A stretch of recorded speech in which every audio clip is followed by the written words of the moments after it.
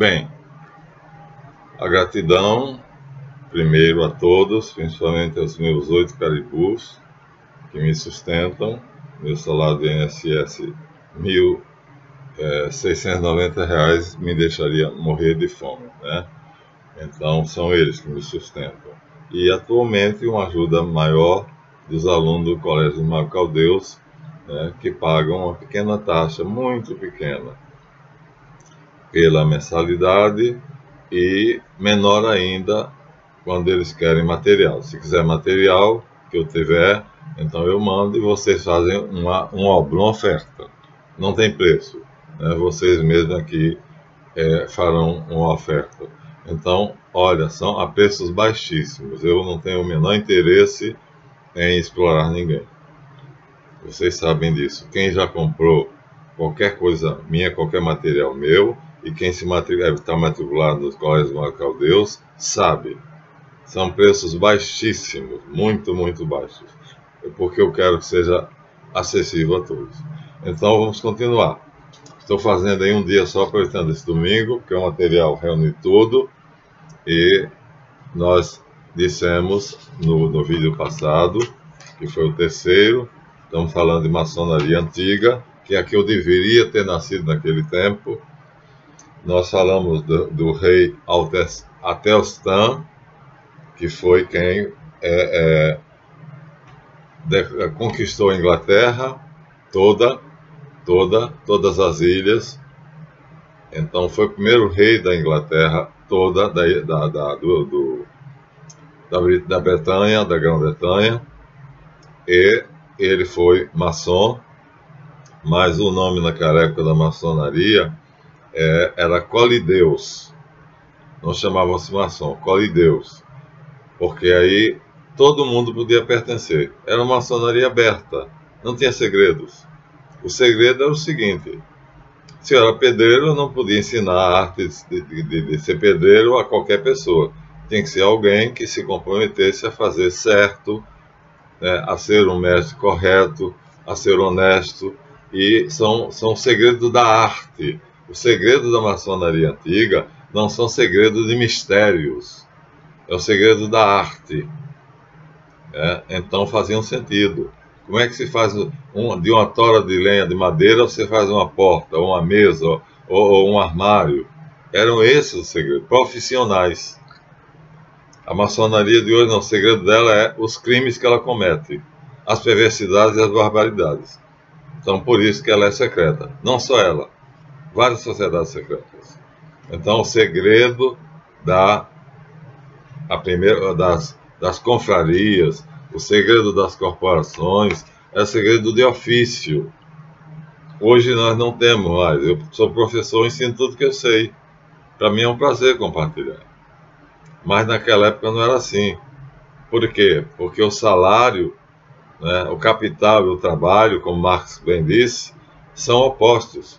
Então, quanto menos o patrão puder pagar, para ele melhor. Quanto mais o empregado puder receber, para ele melhor. Então existe uma incompatibilidade entre capital e trabalho. O que é que eles faziam? Uniram-se numa, vamos dizer assim, união fraterna, irmãos, contra o capital. Então, se os ricos eram bispos, ou reis, ou príncipes, ou mesmo burgueses, então é claro que iam querer que eles construíssem baratinho, né? Eles então se uniram e fizeram uma tabela de preços. E juravam obedecer aquela tabela. Ninguém baixava. Então qualquer mestre, né, não faria por menos. Era uma tabela, e esse era o grande problema para o capital. Porque se um arcebispo quisesse construir uma abadia, ou uma igreja, não adiantava ele sair catando mestres maçons para fazer mais barato. Não é como eu hoje, que se eu for no dentista, né, o que fez a minha prótese, fez muito melhor do que a dentista anterior, que só fez 2. Esse fez 4 ou 5, nem sei direito. Então hoje a gente sai regateando. Naquela época não havia isso. Exatamente era esse o motivo deles terem se juntado. Eles perceberam que o capital era tirânico e, vamos dizer assim, escravizador, escravagista. O capitalista queria escravos. Queria que trabalhasse para ele com o preço mais barato possível. O que é que eles fizeram? Se uniram, trabalho contra o capital. Capital contra trabalho. E esse era o motivo da união. Não havia nada de fraternidade por um segredo de conquistar o mundo, né? Da OTAN atacar a Ucrânia, atacar a Rússia. Não era isso. Por isso que eu odeio a maçonaria moderna. Né? O problema dela hoje é toda ela política, o crime, são perversidades, toda a desgraça que vocês estão vendo em volta de vocês é feita pela Carral e pelas sociedades secretas. Todas. Todas. Poucas são naturais. Poucas elas são de origem natural. Então, veja, o motivo principal da união deles era: nós somos trabalhadores. Eles são capitalistas. Mesmo os bispos e o Papa. Então, quando eles mandam a gente construir uma coisa, eu sou mestre, você é mestre. Aí ele vai querer que eu faça mais barato do que você, e se nós não tivermos pé firme, nós vamos trabalhar, pagar para trabalhar. E aí, baseado nessa premissa absolutamente, vamos dizer assim, lógica, objetiva, pragmática, eles criaram essa sociedade. E aí se amavam como irmãos. E tinha de ser. Era uma família. Por quê? Porque se um bispo ou um príncipe me contratasse para fazer uma mansão para ele, o preço era o de qualquer mestre. Não adiantava ele sair por aí procurando outro que ninguém faria mais barato. Esse era o juramento. O juramento era esse. Só isso. Não ensinar o segredo do ofício, ou seja, como fazer a vidraça, como fazer uma esquadrilha de alumínio, como botar um ladrilho. Não ensinar. Por quê? Porque se essa pessoa não pertencesse a essa corporação, ela se venderia, ela baixaria o preço para ter mais clientes. E aí estava feito rombo, era uma rachadura na parede. Eles tinham uma parede de aço, inoxidável. Era essa a questão do segredo deles, era esse. Então tinha que jurar obedecer às constituições, aos decretos da ordem. Não era porque tivesse segredos místicos, nem segredos de guerra, de armas, de indústria, nada disso.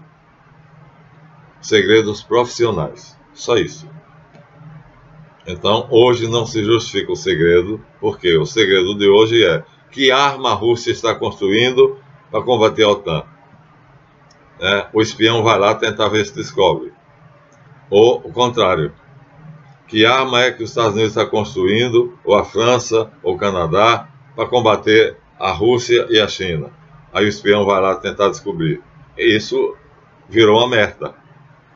Virou uma merda, porque a principal indústria é de armas. E nós estamos vendo uma pequena porcentagem para a saúde, uma pequena porcentagem do produto interno bruto, da riqueza do país, para a educação, uma pequena percentagem para a pesquisa científica, agora um grande percentual para as Forças Armadas. No nosso caso, no nosso Brasil, não é assim. As nossas Forças Armadas não recebem esse grande percentual. Mas nos países de primeiro mundo, o G7, os grandes, é um grande percentual. É muito. Comprar ações de fábrica de armas é o melhor negócio. É isso aí. Eles tinham que se unir. Capital poderia destruí-los. Só unidos. Então aí se justifica porque que eles saíram dos colégios, Fabrorum, né, romanos, e se uniam, imediatamente se associavam para poder manter o preço. E assim o capitalista não podia dominá-los. Não havia jeito. Ou você não tem a sua mansão, ou você tem. Mas você tem que pagar o meu preço. e o meu preço é o de todos. Esse era o juramento. Manter o segredo profissional. Hoje isso não se justifica. Hoje o segredo é para produzir crimes, planejar atentados, né, construção de armas poderosas para destruir. Como eu disse, né, para a saúde é um pouquinho, para a educação quase nada, né, para a pesquisa científica que seja voltada para a saúde do homem é pouquíssimo. Agora, para a construção de armas, é uma quantidade enorme. No Brasil não temos ainda isso. O Exército não tem uma quantia tão grande, um percentual tão grande. E para os políticos, que naquela época não era assim. Não era assim. Então, pioramos, né? O mundo mudou para pior. Aqui nós estamos com uma mentalidade verdadeiramente cristã. Mesmo quem não fosse, vamos dizer assim, cristão católico, sabia que se ele aderisse à ordem, ele estava protegido, porque se me contratassem e você estivesse empregado, tinha o fundo comum, o salário e o desemprego. Se ele fosse sozinho, não teria o salário e desemprego. Além do mais, se eu baixasse o preço, os outros iam ficar na desvantagem, porque todo mundo ia me querer, já que eu faço um preço baixo. E se abrir uma brecha, o capital ia ganhar, claro, cada vez mais baixo, mas como hoje. Salário de R$ 1.200 é uma desgraça, é uma miséria. Tem que ser pelo menos 6 mil, pelo menos. 1.200 é uma vergonha. Então, veja, o motivo desse segredo era válido. Hoje, não. Hoje é vergonhoso o motivo do segredo. Bom, nós tínhamos dito que começa-se a maçonaria pelos colégios Fabrorum, ou seja, a educação gratuita para formar profissionais. Esses profissionais saíam e começavam a trabalhar, mas numa associação, Collegia Fabrorum.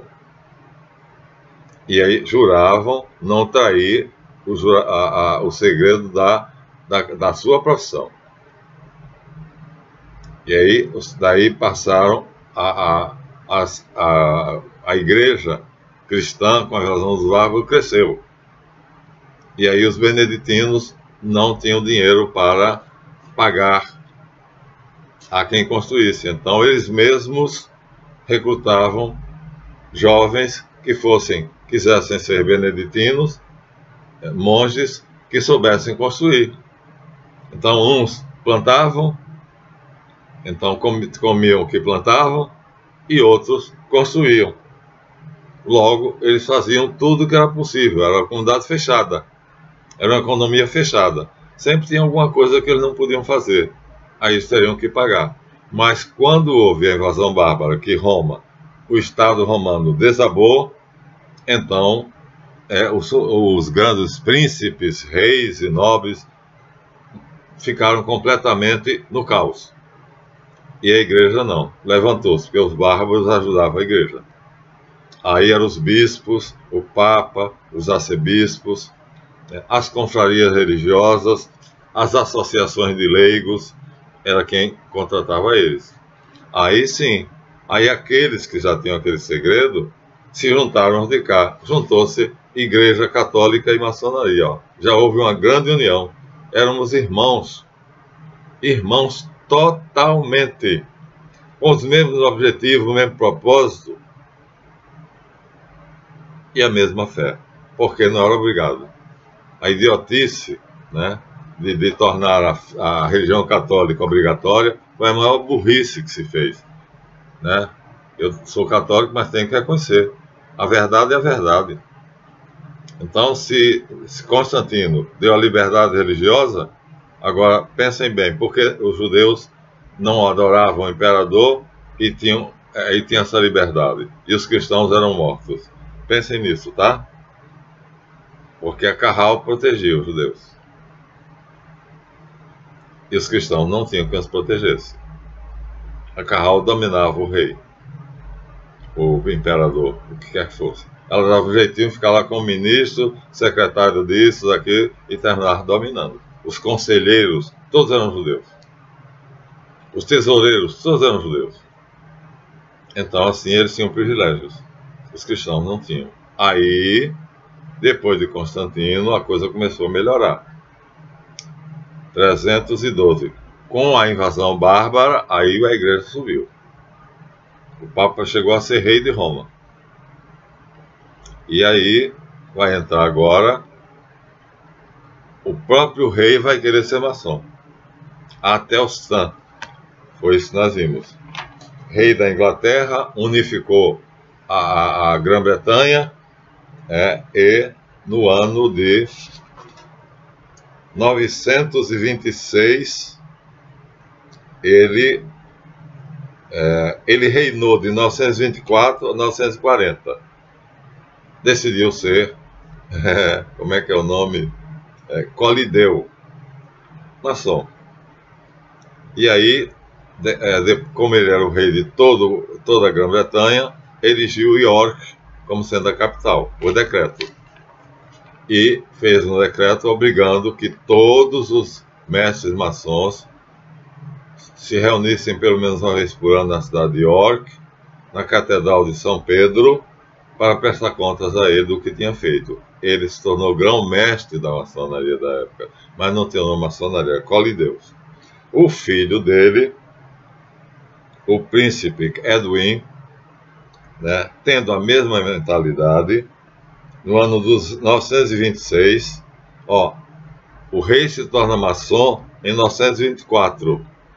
E o filho dele, 2 anos depois, adere, completa 18 anos, adere à maçonaria, com o nome de Colideu, e aí faz um decreto dizendo que ele é o venerável vitalício da loja de York, a principal, portanto, a da capital.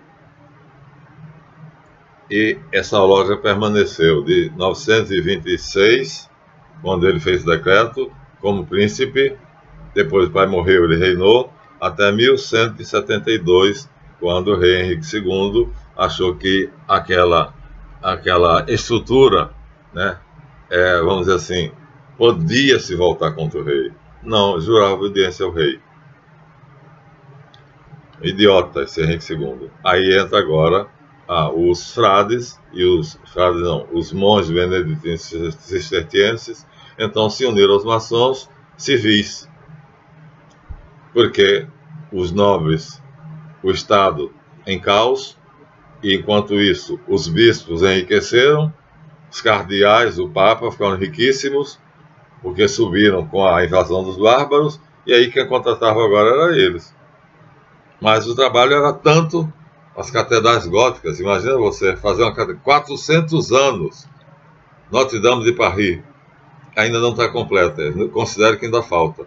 Levaram 400 anos, veja quantas gerações de maçons, juntos, monges e leigos, cristãos, fomos irmãos um dia. Gostaria muito que isso acontecesse, mas é impossível. Hoje é impossível. A maçonaria chegou a um estado de corrupção, de perversidade, que é impossível. Embora já tenhamos tentado. E aí fica agora, então, já uma maçonaria já com um matiz religioso, que ela não tinha. Era só profissional. Agora ela vai ter um matiz religioso, porque dentro da lei dos bárbaros, todos eram livres para praticar a religião que quisessem. Agora não.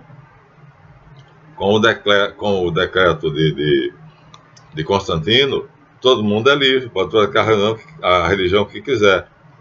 Mas com o decreto de Justiniano, então, aí obriga-se todo mundo a ser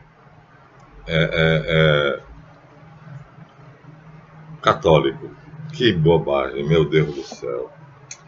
Que bobagem. A primeira coisa que os maçons leigos sentiram era: mas nós não queremos ser obrigados a ser católicos.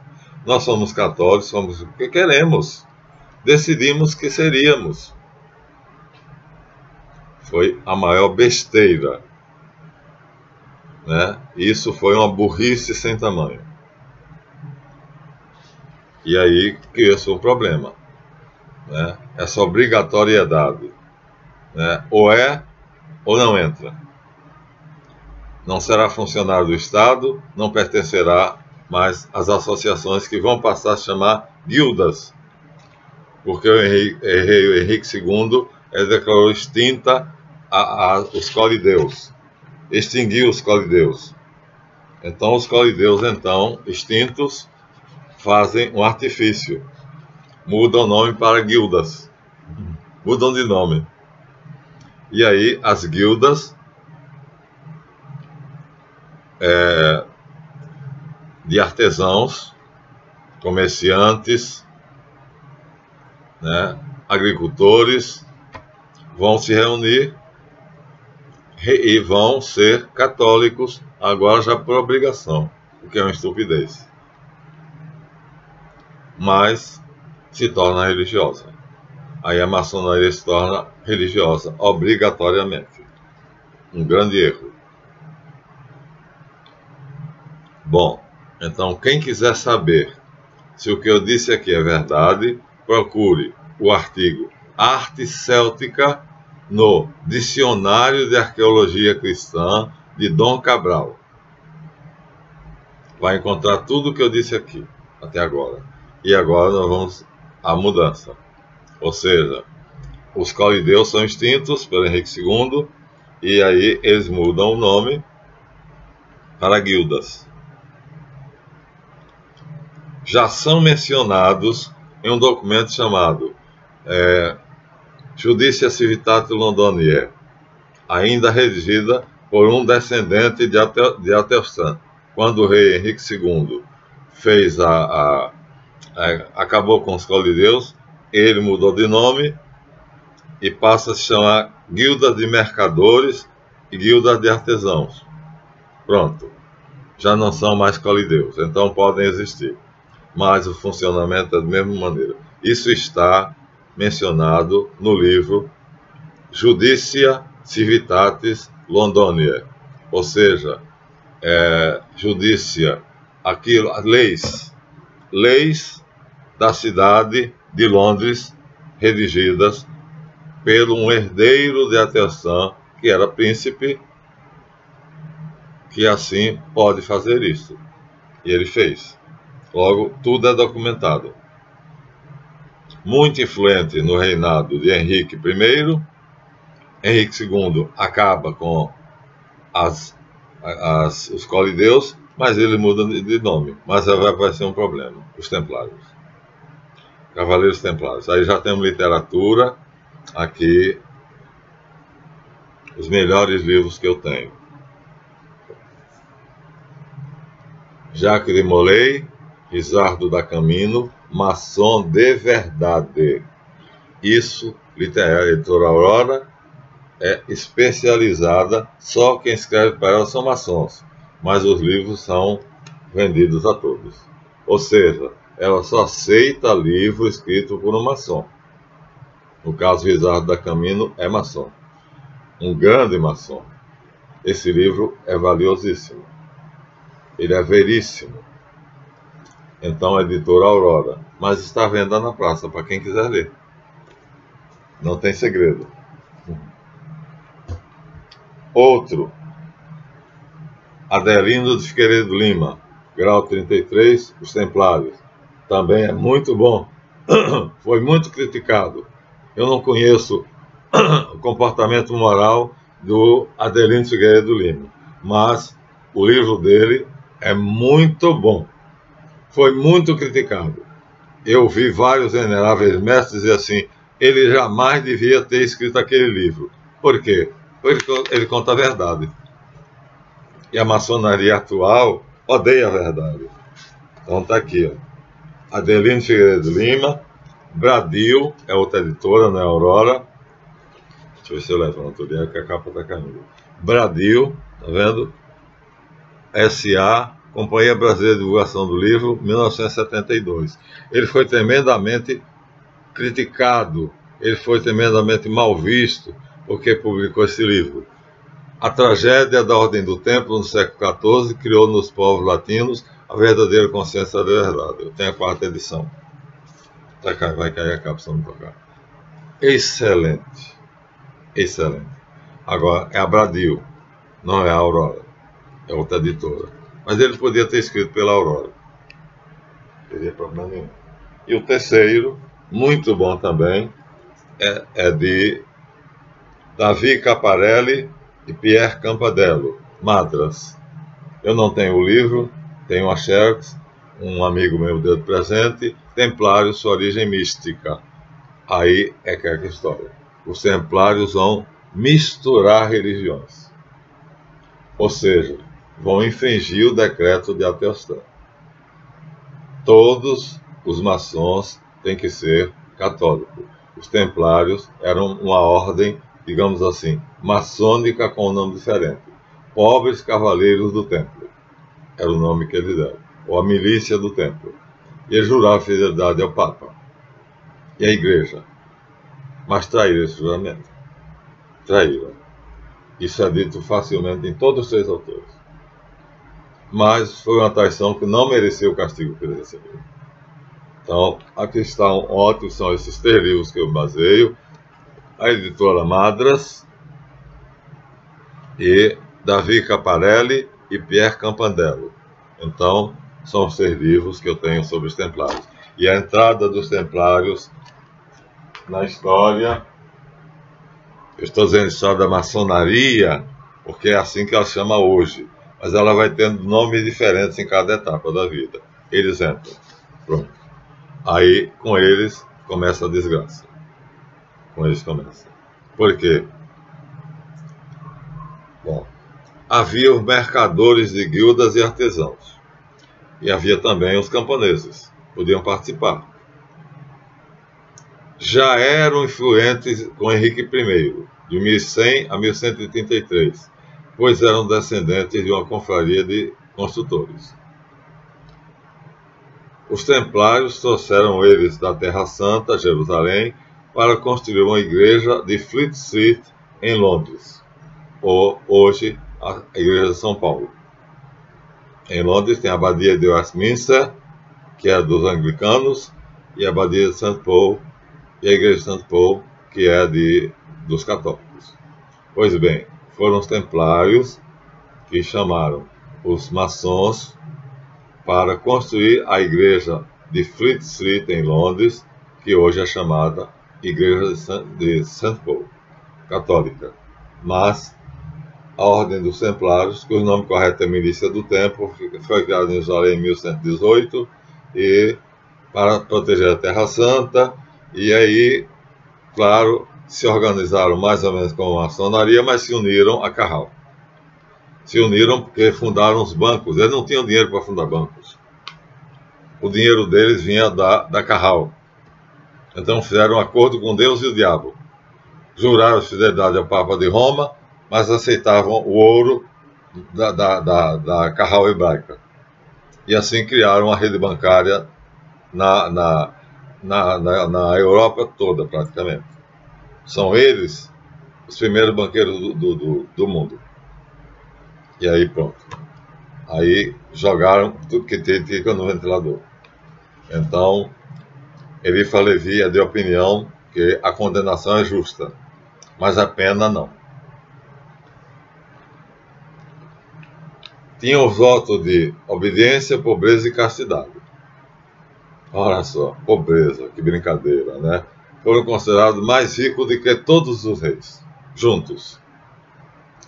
Obediência a quem? A Carral hebraica ou ao Papa de Roma? Juraram obediência às duas.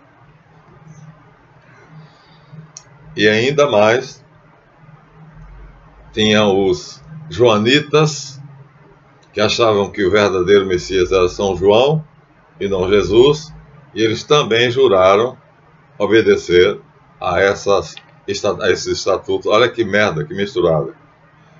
E Teocletes dizia-se 67º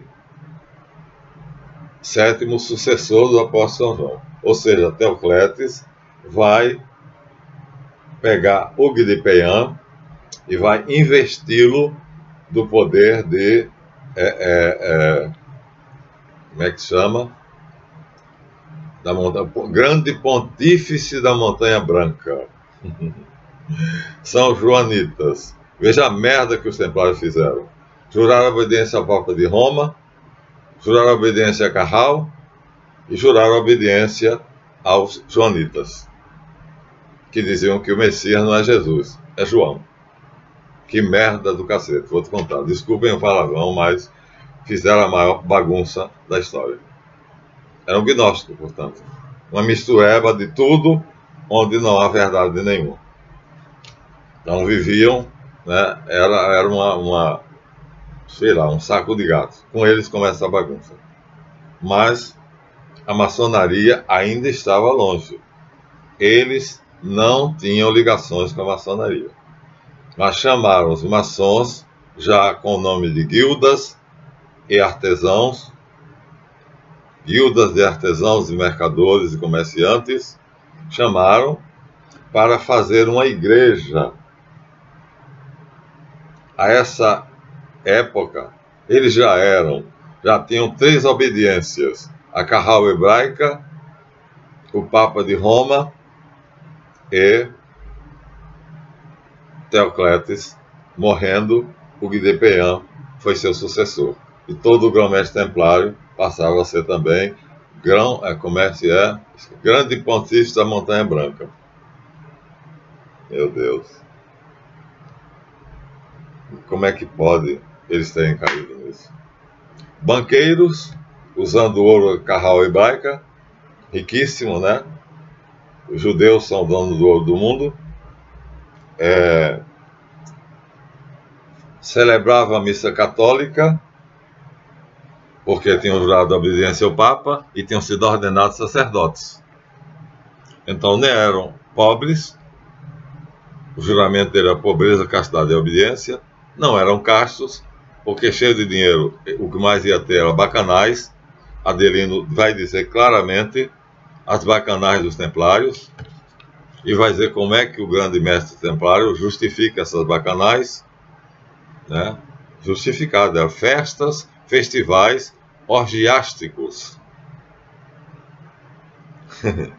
Eles fazem uma coisa, então, é muito triste.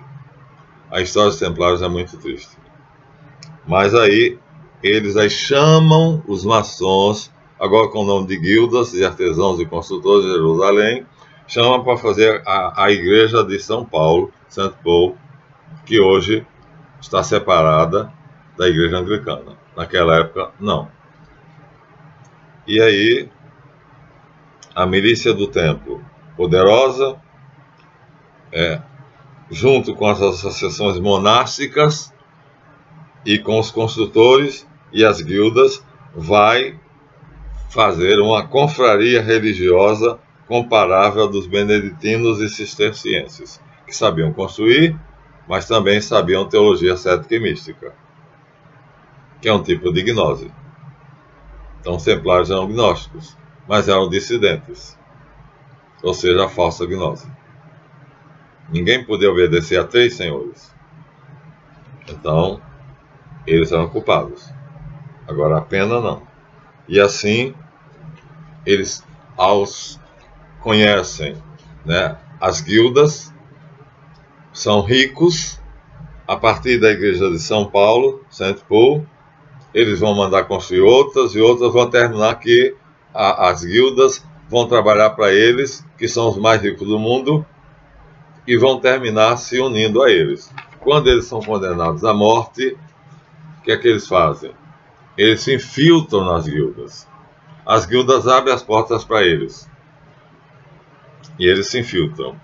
Aí diz, a maçonaria descendo dos templários. A maçonaria templária. Não. Os neotemplários são descendentes diretos dos templários. Agora, a igreja, a maçonaria, não é descendente dos templários. ela teve templários infiltrados nela, como mais tarde os Illuminati vão se infiltrar também. Mas a maçonaria não descende dos Illuminati. A maçonaria não descende dos templários. Os Illuminati se infiltraram na maçonaria. E os templários se infiltraram na maçonaria para fugir do poder secular. Fingindo-se, vamos dizer assim, inocentes,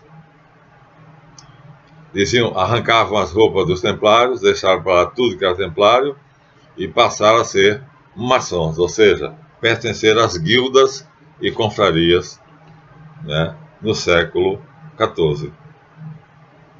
E aí, o grão-mestre da ordem passa a ser também mestre maçom.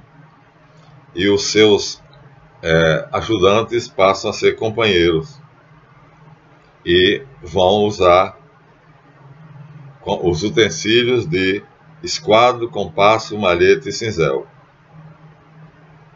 Aí a maçonaria agora está infiltrada pelos templários. Agora ela deixa de ser católica, até então era, porque os templários vão corromper a maçonaria. As guildas de artesãos eram puramente católicas, todas elas eram católicas, né? Guildas e confrarias de artesãos, de consultores, de agricultores, mercadores, vão ser corrompidos pelos templários. Eles vão fazer a merda que vai começar a degenerar. Portanto, a maçonaria antiga vai começar a degenerar com os templários.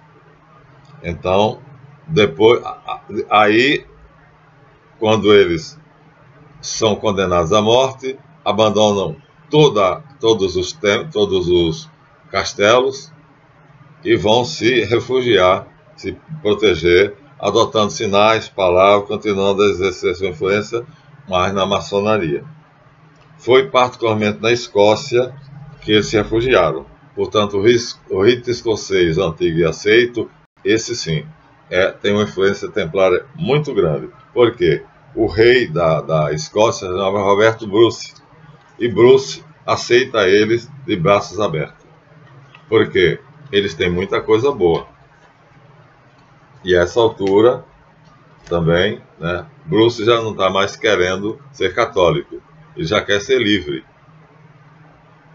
E Bruce tinha parentes templários. Então, em 1314, 1313, os templários foram condenados. O rei Bruce, da Escócia, fundou, em favor de maçom, a Ordem de Culhwch, a mais antiga da maçonaria propriamente dita. Eles usam a palavra maçonaria. É considerada a mais antiga ordem maçônica existente, Culhwch, concedendo ao mesmo tempo o título de Grande Loja Real de Eredon de Culhwch, a loja fundada em 1150. É a mais antiga, já com o nome de maçonaria. Então, os templários, ao mesmo tempo, têm sociedades monásticas e construtores, juntos. Ligações estreitas com a arquitetura, porque eles terminam aprendendo. Eles vão entrando, claro, vão jurando obediência e vão se tornando maçons ou construtores. E assim,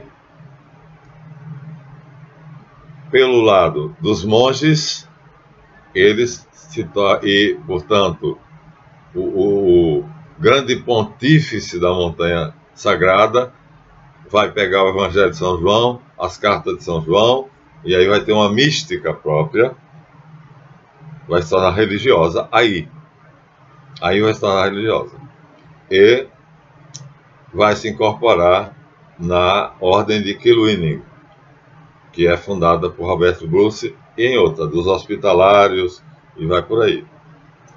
Então, a maçonaria na Inglaterra, através da igreja, começa com a igreja de St. Paul, São Paulo, depois se espalha.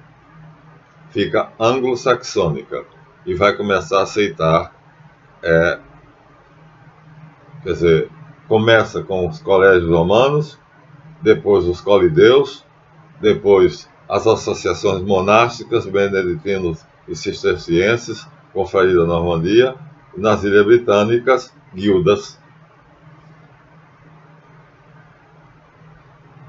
Não só na Idade Média.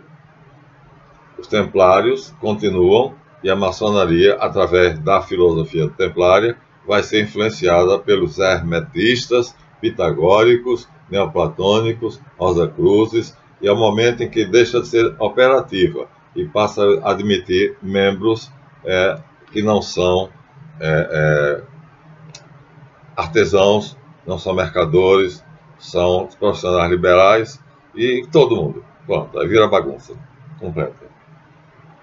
Os documentos mais antigos da maçonaria inglesa datam do início do século XIII, como por exemplo o de 1212, escrito em latim, com o título de Escultores Livres de Pedra. Pronto, aqui já está. Pedreiros livres. Escultores, talhadores livres de pedra. A expressão já é pedreiros livres, maçons. Também existe documentos em francês, no ano 1350. E aparece nos últimos documentos a expressão franco-maçom, ou pedreiro livre. E os documentos continuam sendo escritos em 1376, 77, 81 e 96. O último, 96, é escrito por um arcebispo maçom. Arcebispo de Canterbury, patriarca da Igreja Inglesa. Data de 1409 outro documento, e aí pronto, ela se torna especulativa. Em 1693, já está formada a conjuração que vai transformá-la, pouco a pouco, no que ela é hoje. 1693. Eu disse 1686. Mas 1686 é uma data que existe, viu? Então, de 1472 a 1481, aparece documentos sobre a antiga e fraterna Ordem dos Maçons e Fraternidade do Franco-Maçom da cidade de Londres. Os dois mais importantes são o manuscrito Cook e o Poema Régio. Pronto. O Poema Régio, já falamos dele, de Atelstan, conta a história de Atelstan, e o manuscrito Cook vai falar dos 4 santos coroados que passam a ser protetores da ordem. 4 santos, os 4 mártires, os 4 coroados. Pronto. A partir daí, narra-se a história da Torre de Babel, as 7 artes liberais são ensinadas, recomendações religiosas aparecem. O manuscrito Cook data de 1430, mas a compilação do documento é do início do século XIII. Pronto.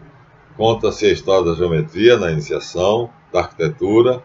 Na segunda, um livro de deveres que compreende a organização do trabalho, baseado nos artigos promulgados pelo rei Atelstan em 1926, na cidade de York. Pronto. Agora ela tem artigos de ordem moral, religiosa, social e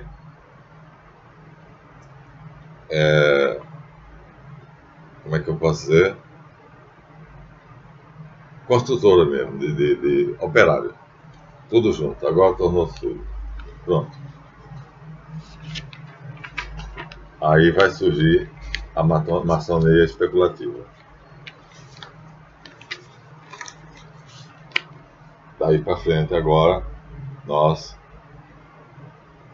vamos agora falar sobre a maçonaria moderna. Porque de 1400 e 1600 a data, eu guardo 1686. que é quando o canário do Rothschild já tem poder. Mas aqui ele fala de 1400, é parecido, de 1600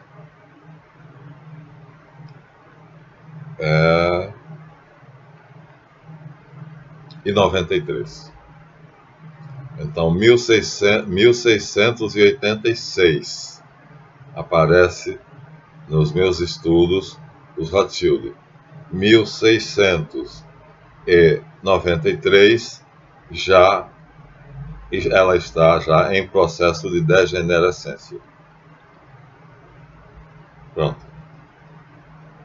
Aí vai chamar maçonaria especulativa contra a maçonaria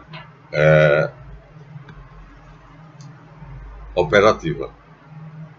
Operativa, os antigos. Especulativa, os que estão a caminho de uma trama que vai gerar a maçonaria moderna. O processo é lento, portanto, de 1690, 1680, 1690, até 1717, quando o canalha do Anderson reúne-se na taverna o Ganso e a Grelha, com 4 veneráveis de uma loja, e fazem uma associação de veneráveis. Isso não existia. Cada loja era livre. Só obedecia ao rei, ou ao papa, ou ao bispo da sua cidade. Mas obedecia à autoridade civil. Agora não. Agora ela vai se desligar da igreja, ela vai se desligar da autoridade civil, ela vai ser o maior partido religioso do mundo, maior partido político do mundo, porque ela vai ser o braço da Carral Hebraica. Pronto, chegamos ao fim. Ela vai ser o braço. A Carral Hebraica está escondida, é super secreta, produziu os protocolos de Sábio de Sião e produziu outras joias primorosas. Né? Então, e agora ela está em processo de 1680, depois de Cristo. A 1690 vai começar a degenerescência começada pelos templários. Eles são, portanto, os grandes culpados. Não concordo que se diga, como aqui está no documento de Bolonha, nós, mestres maçom, mestres carpinteiros e mestres cortadores de lenha, pertencentes à sociedade dos mestres, juramos em honra de nosso Senhor Jesus Cristo, da Virgem Maria e de todos os santos e dos dirigentes atuais e futuros, e para a felicidade da cidade de Bolonha, aceitar e obedecer às ordens do magistrado, do juiz e de todos que governam a cidade de Bolonha. Aceitar e obedecer todos e cada um às ordens que deram os presidentes oficiais da sociedade de administração, da própria ordem e dos seus membros. Conservar e manter um bom lugar em todos os locais onde estivermos. Ou seja, manter o bom nome, agora e no futuro, segundo o regulamento da Comuna de Bolonha. Não acho que isso seja correto. Não acho que o maçom tivesse que abrir o seu trabalho, isso é o juramento da estatutos e ordenanças da sociedade, dos mestres construtores, carpinteiros e talhadores de pedra. Não acho. Não concordo com isso aqui. Isso aqui não devia continuar assim, claro que não devia.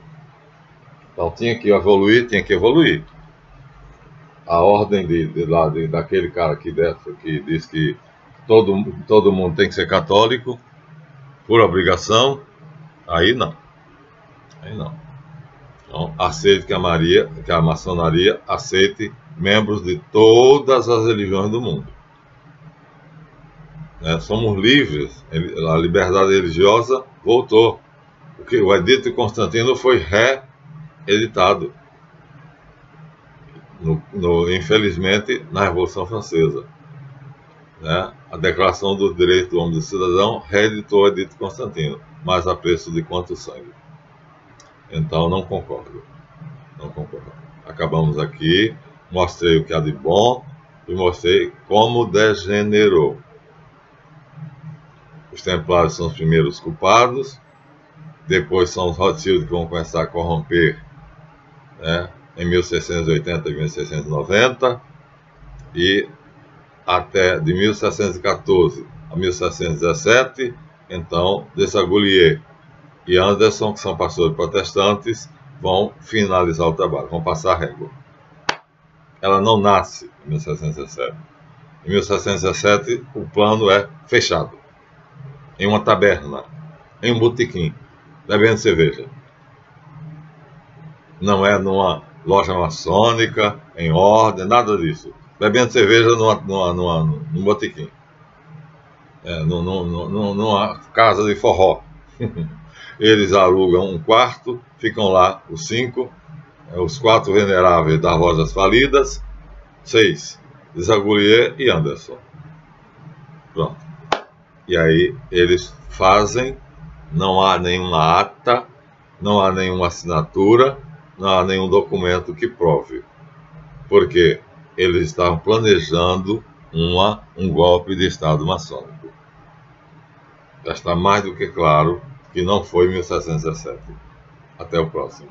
Esse vídeo permanecerá até o momento em que esse vídeo vai ficar oculto. Deem seu like, se inscrevam, por favor.